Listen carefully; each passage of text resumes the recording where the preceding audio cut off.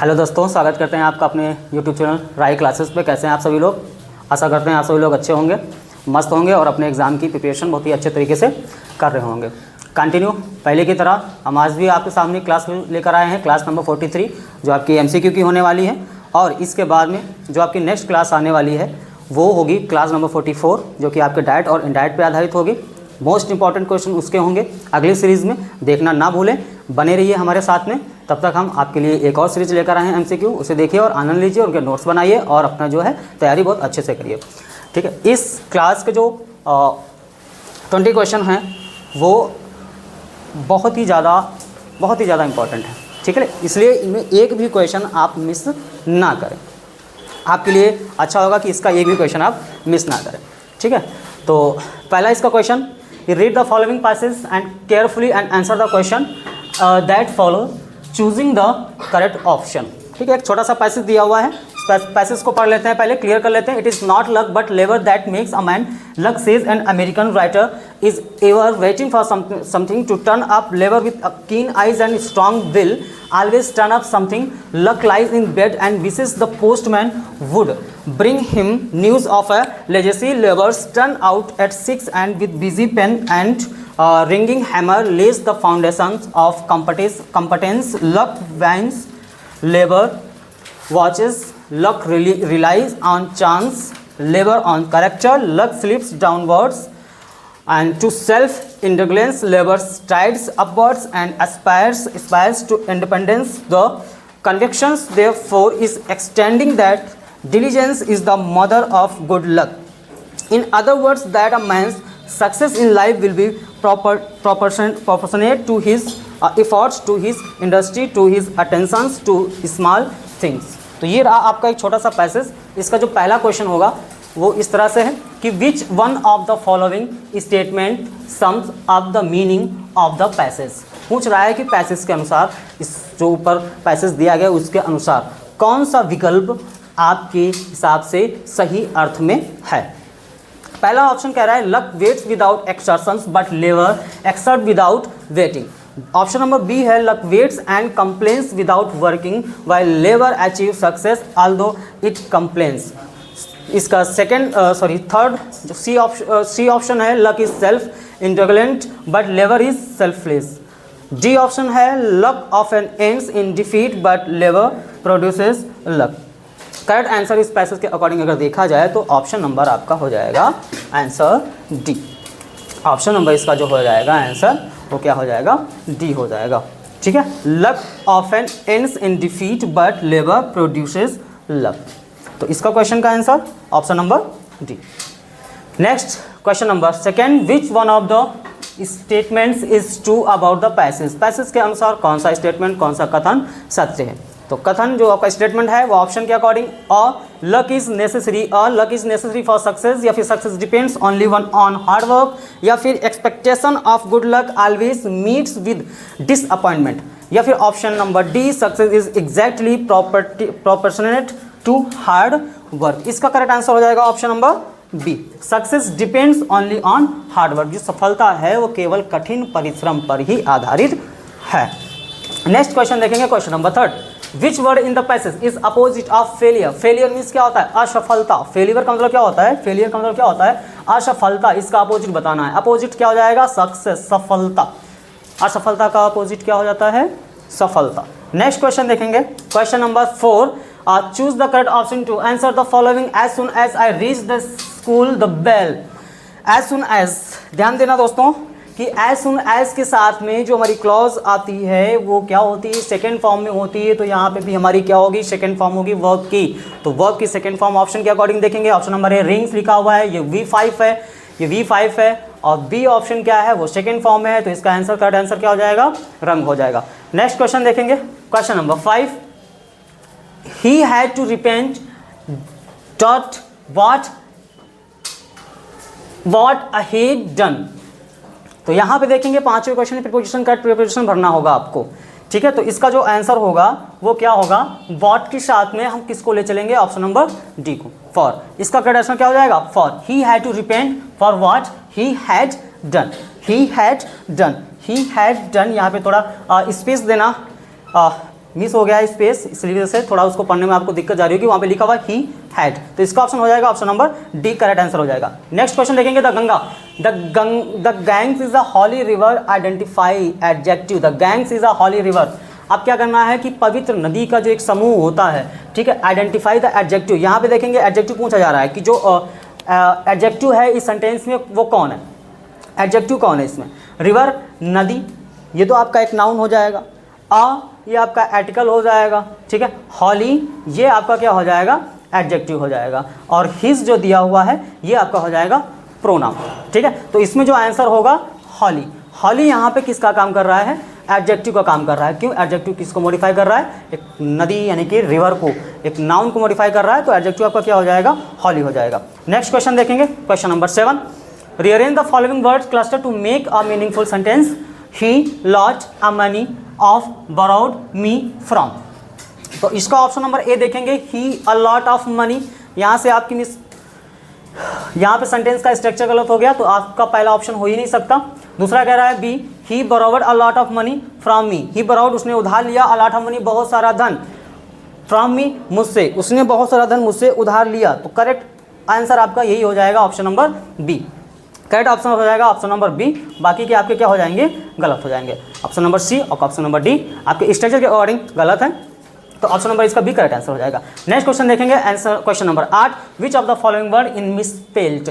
यहाँ पे देखना है मिसस्पेल्ड कौन सा है वर्ड, मिसस्पेल्ड कौन सा वर्ड है, मिसस्पेल्ड तो कोई भी नहीं है। बिलीव दिया है, अचीव दिया है, रिसीव दिया है, डिसीव दिया है, चारों के चारों मीनिंग आपके करेक्ट हैं। तो यहाँ पे हम क्या करेंगे, कोई भी ऑप्शन इसमें आंसर नहीं हो सकता। एग्जाम में आपका यहाँ पे जो है ये आपके अनसॉल्व से लिए गए हैं, मॉडल पेपर से लिए गए हैं, मिसप्रिंट हो जाता है, ठीक है। लेकिन एग्जाम में इस प्रकार की कोई भी मिसप्रिंट नहीं होगी। जो एग्जाम में पेपर आएगा उसमें कोई ना कोई एक ऐसा वर्ड होगा जो आपका क्या होगा, मिसस्पेल्ड होगा। अगर हम बात करें बिलीव की, तो बिलीव का मतलब होता है विश्वास। बिलीव का मतलब क्या होता है, विश्वास। बिलीव का मतलब क्या होता है, विश्वास करना। बिलीव का मतलब होता है विश्वास करना। और अचीव का मतलब होता है प्राप्त करना, ठीक है। रिसीव का मतलब होता है प्राप्त करना, ठीक है। और डिसीव का मतलब होता है धोखा देना, धोखा देना, ठीक है। तो देखेंगे अगर चारों के चारों ऑप्शन आपके सही हैं तो यहाँ पे कोई हम आंसर नहीं दे सकते, ठीक है। फिलहाल हम क्वेश्चन नंबर 9 की तरफ बढ़ते हैं। Read the passage carefully and choose the correct option to answer the following questions. कि I knew that the oppressor must be liberated just as surely as the oppressed. A man who takes away another man's freedom is a prisoner of hatred. He is locked behind the bars of prejudice and narrow mindedness. तो ये आपका रहा एक passage. इस passage को हम क्या करेंगे, अच्छे से पढ़ेंगे, इसका मीन देखेंगे, उसके बाद में इसके जो ऑप्शन, इसके जो क्वेश्चन है उसका हम आंसर के माध्यम से चुनाव करेंगे। तो इसका जो पहला क्वेश्चन दिया हुआ है, question number 9, who according to Mandela is not free. कि मंडेला के अनुसार कौन स्वतंत्र, कौन आज़ाद नहीं है। Operation, oppressed, both A and B या नन ऑफ द अबव। अगर हम पैसेज की बात करें तो यहाँ पे लिखा हुआ है I knew that the operation must be liberated just as surely as the oppressed. A man who takes away another man's freedom is a prisoner of hatred. तो यहाँ पे बताया गया है कि जो व्यक्ति होता है जो दूसरों की आज़ादी को छीनता है, चाहे वो ऑपरेशन हो चाहे वो ऑपरेस्ड, वो दोनों क्या होते हैं, उनकी स्वतंत्रता छीन ली जाती है। तो अकॉर्डिंग टू मंडेला, मंडेला के अनुसार कौन स्वतंत्र नहीं है, ना तो आपके ऑपरेशर स्वतंत्र है, ना ही ऑपरेस्ड स्वतंत्र है। तो इसका जो आंसर होगा वो हो जाएगा option number C, both A and B, both A and B.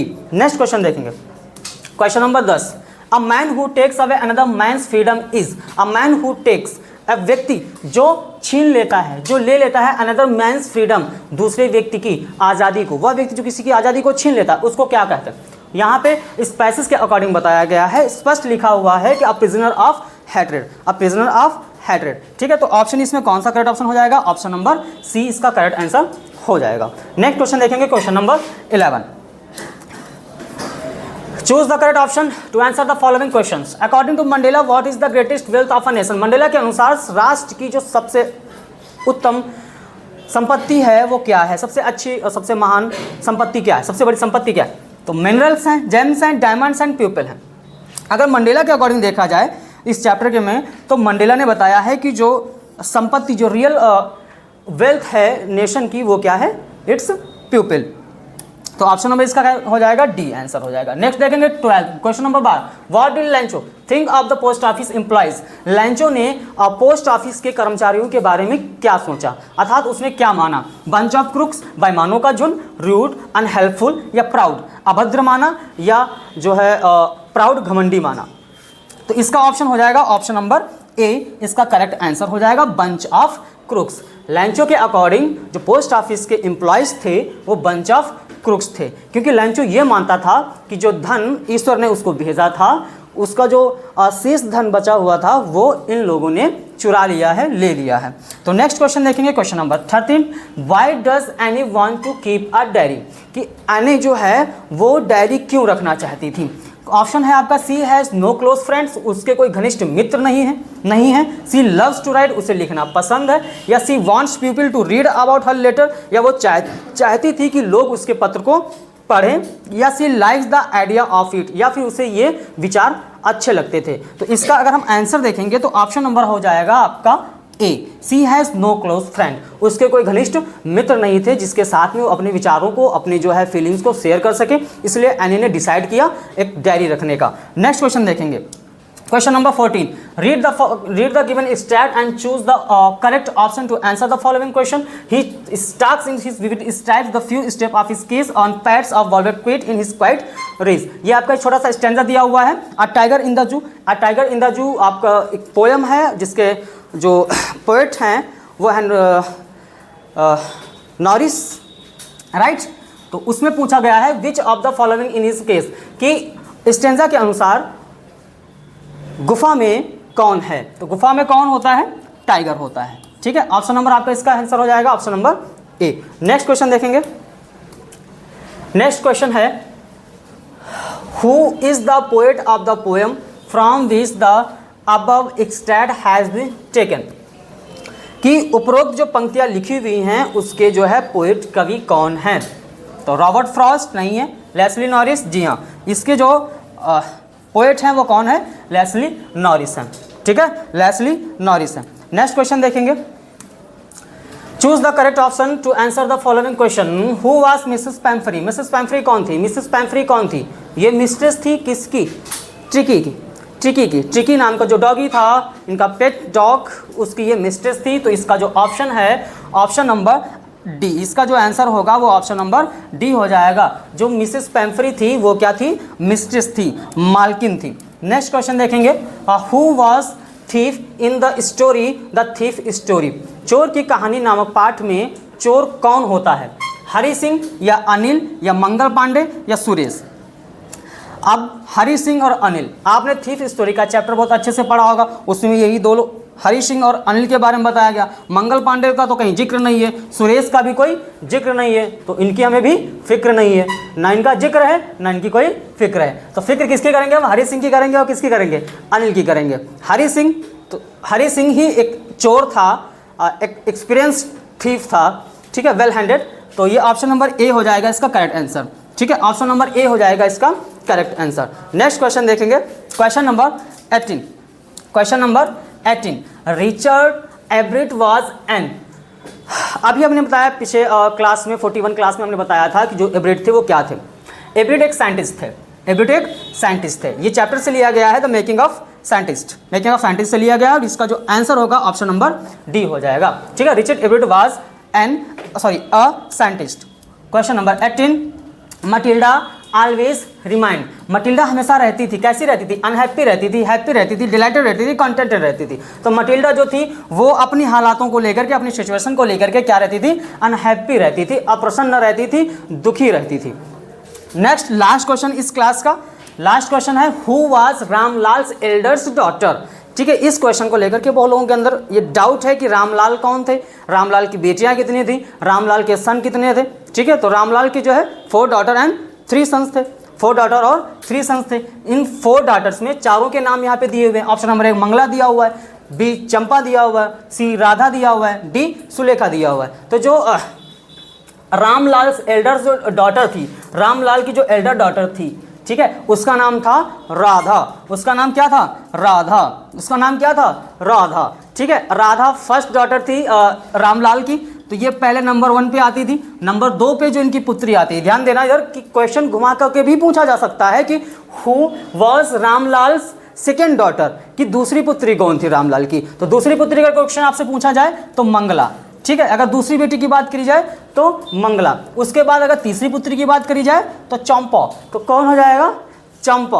और अगर फोर्थ डॉटर की बात करी जाए सुलेखा की, और सुलेखा का नाम ही क्या था, भोली था, सुलेखा का नाम ही भोली था, ठीक है। ये भी हम क्वेश्चन करा चुके हैं, इस पर भी फोकस करते रहना। तो फोर्थ डॉटर कौन था, कौन थी, सुलेखा थी, और थर्ड नंबर पे आती थी चंपा। तो इस तरह से आपके रहे आज के 20 क्वेश्चंस, ठीक है। इनको अच्छे से नोट करते रहिए, इनकी प्रैक्टिस करते रहिए। फिर मिलेंगे हम अपनी अगली क्लास में।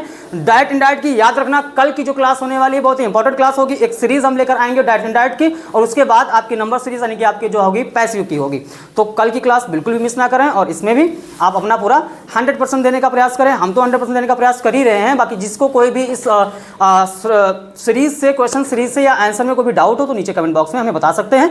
फिर मिलेंगे हम आपके साथ कल, फिर रूबरू होंगे। तब तक के लिए धन्यवाद।